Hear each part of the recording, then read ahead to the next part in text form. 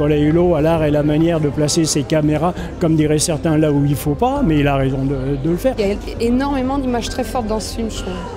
Ça fait des frissons d'ailleurs. L'opposition entre la richesse et la pauvreté. On fait tout pour ne pas la voir, quoi. Mais là, il nous la montre en grand, c'est terrible, quoi. Pour moi, ce sont de belles images de ce qui est mauvais.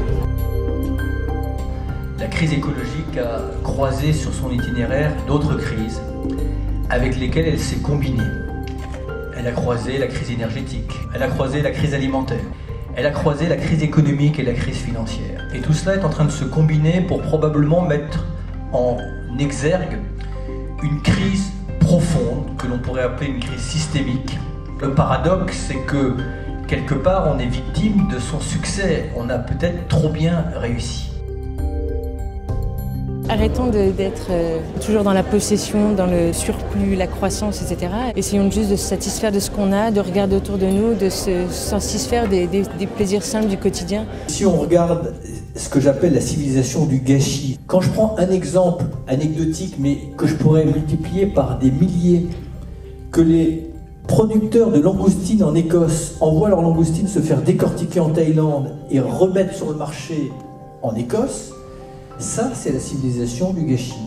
Et nous serons, qu'on le veuille ou pas, obligés, en rétablissant la vérité économique et la vérité des prix des matières énergétiques, de relocaliser une partie de l'économie. On n'y échappera pas, tant qu'on n'aura pas trouvé une énergie inépuisable.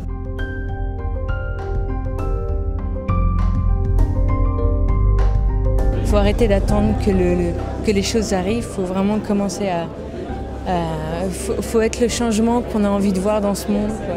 Les États doivent participer, ça c'est évident, mais l'individu, déjà on est citoyen, on est votant, donc il faut voter déjà pour le mieux. La meilleure manière de toucher le politique, c'est de créer de l'adhésion des citoyens.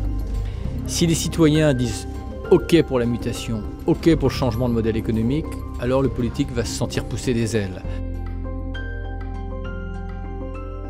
J'ai 17 ans, comme je l'ai dit, je ne connais pas très bien la cause écologique, donc je ne connaissais pas grand-chose. Ça révèle une chose, c'est que si en terminale tu découvres la crise écologique, c'est que l'éducation nationale ne fait pas son boulot. Il a mis le doigt sur une chose qui est grave, alors que c'est marqué dans les programmes que l'éducation à l'environnement doit être présente.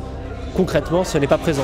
Et les gens ne sont pas sensibilisés à ça. Personnellement, moi j'utiliserais ce film comme un outil pour aller saisir toutes les occasions de dialogue, de conférences et de projections dans différentes capitales du monde.